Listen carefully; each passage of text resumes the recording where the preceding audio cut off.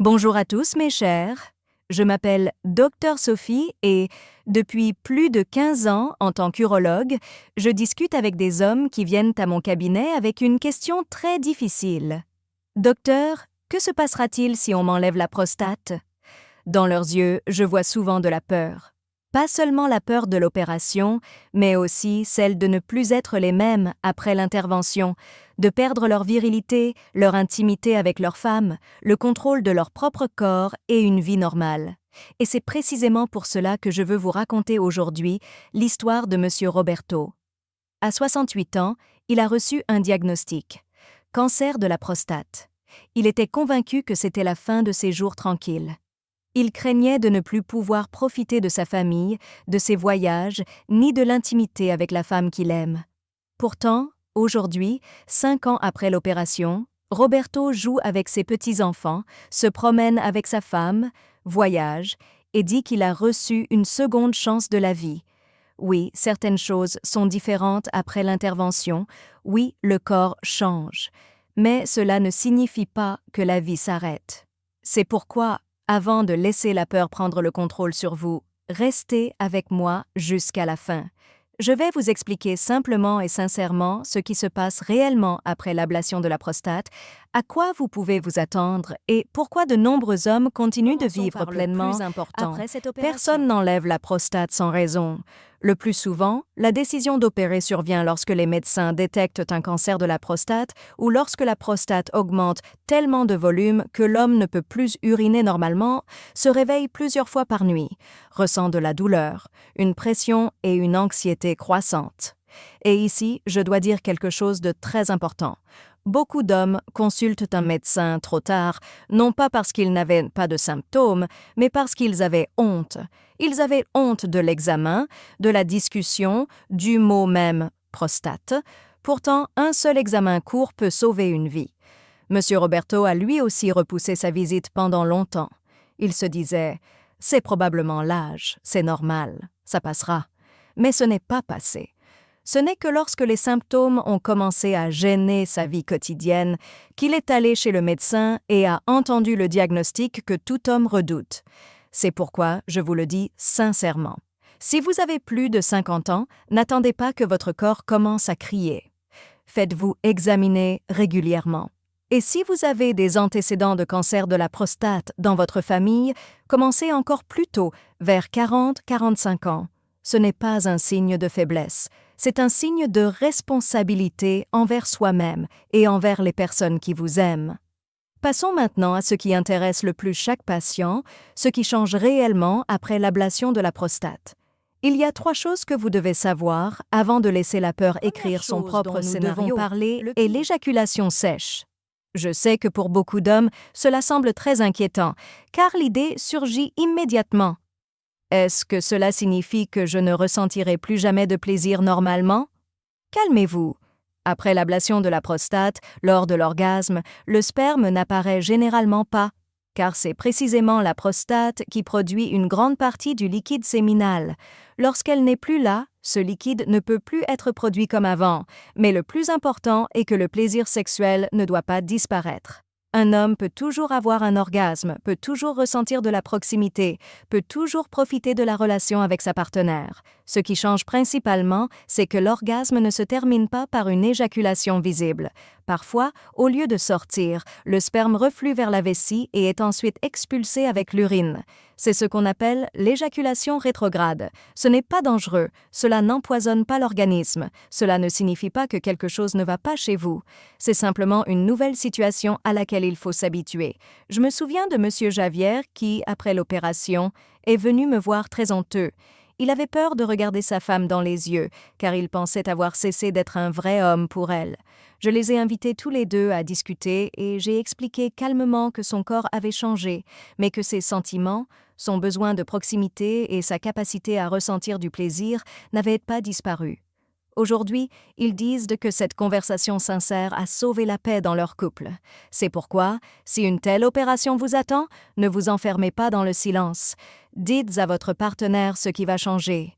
Dites-lui ce qui vous fait peur, car dans de nombreux cas, le plus gros problème n'est pas le changement physique lui-même, mais la honte que beaucoup d'hommes craignent énormément est l'incontinence urinaire.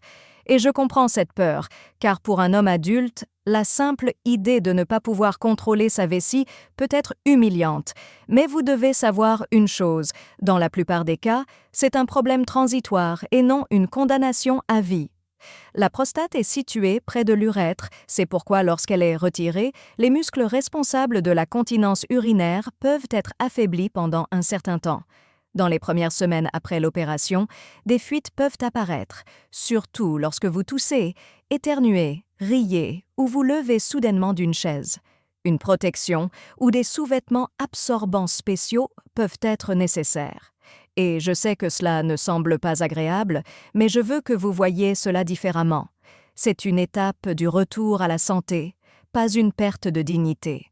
Chez de nombreux hommes, le contrôle de la vessie revient progressivement en quelques mois.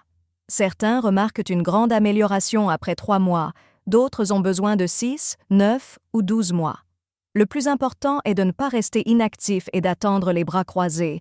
Les exercices de Kegel, c'est-à-dire les exercices des muscles du plancher pelvien, jouent un rôle énorme. Vous pouvez commencer à les faire même avant l'opération pour préparer votre corps à ce qui l'attend. Imaginez que vous urinez et que vous voulez soudainement arrêter le jet. Ce sont précisément ces muscles qu'il faut entraîner. Contractez-les pendant 5 secondes, puis relâchez-les pendant 5 secondes. Faites cela 10 fois et répétez l'ensemble 3 fois par jour. Ne contractez pas le ventre, ne serrez pas les fesses, ne retenez pas votre respiration. Seuls ces muscles profonds qui aident à contrôler l'urine travaillent. J'avais un patient, M. Fernando, qui a pris ces exercices très au sérieux.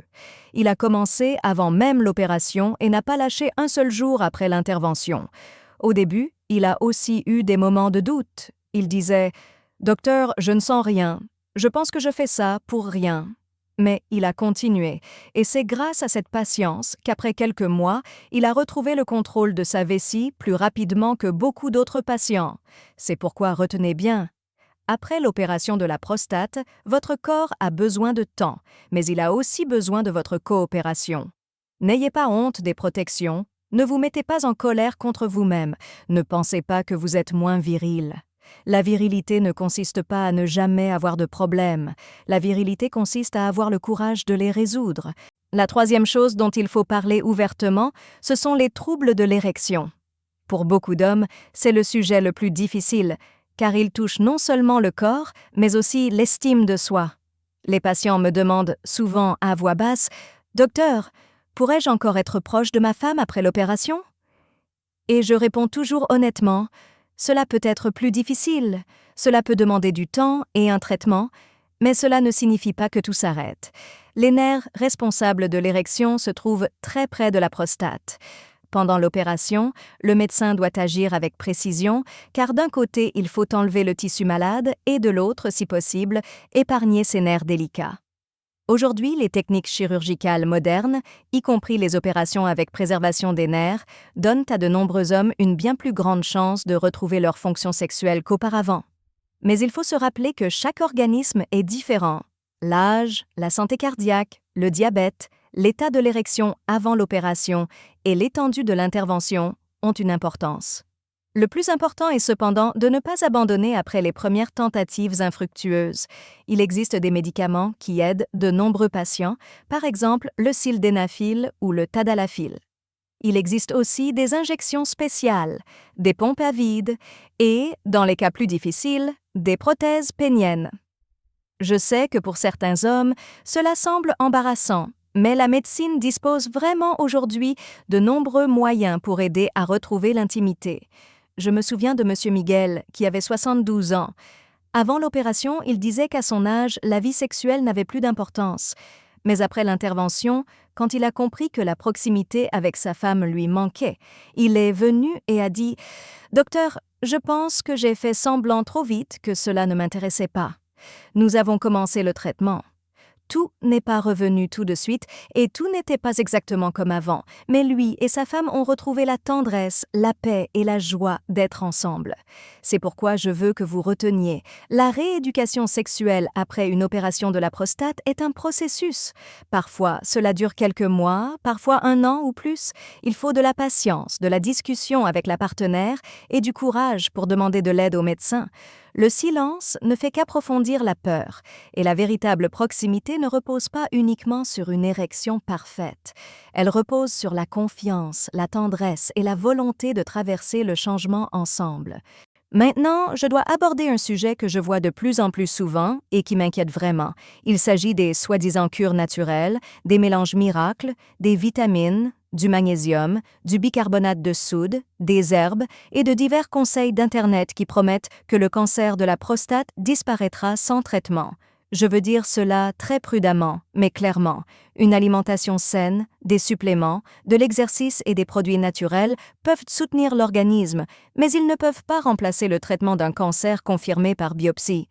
Certains disent « Mon ami a bu une tisane d'herbe et a guéri ». Sauf que la médecine ne fonctionne pas sur la base d'histoires isolées d'Internet. Tous les cancers de la prostate ne croissent pas de la même manière. Certains se développent très lentement. Parfois, le diagnostic a été posé à un stade très précoce, parfois la maladie semble stable pendant un certain temps, mais cela ne signifie pas que les herbes ont guéri la tumeur. Le plus grand drame commence lorsque l'homme renonce au traitement recommandé par le médecin et perd un temps précieux. J'ai vu des patients qui avaient eu peur de l'opération, de la radiothérapie ou des médicaments, alors ils essayaient tout, sauf le traitement éprouvé. Ils venaient après des mois ou des années, quand le cancer était déjà plus agressif, quand la douleur était plus grande et les possibilités de traitement moindres. Et alors, le plus difficile n'était pas seulement le traitement lui-même, mais la conscience qu'on aurait pu commencer plus tôt. C'est pourquoi je vous en prie.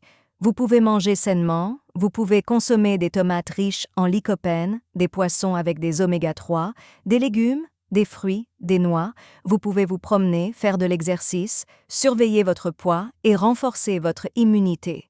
Tout cela est très bon pour votre organisme. Mais si le médecin dit que vous avez un cancer de la prostate et que vous avez besoin d'un traitement, ne fuyez pas vers des promesses miracles. Votre vie est trop précieuse pour la remettre entre les mains de conseils aléatoires d'Internet. Parlons maintenant de ce qui se passe après l'opération, quand vous rentrez à la maison, car l'intervention elle-même n'est qu'une étape. La véritable guérison commence plus tard, jour après jour, par petits pas. Immédiatement après l'opération, vous aurez une sonde dans la vessie. Habituellement, elle reste quelques jours, souvent de 7 à 14. Je sais que ce n'est pas confortable. Cela peut gêner, cela peut irriter, cela peut vous rappeler que votre corps a traversé quelque chose de grave. Mais cette sonde est nécessaire pour que l'endroit opéré puisse cicatriser tranquillement. Dans les premières semaines, n'essayez pas de prouver que vous êtes plus fort que l'opération.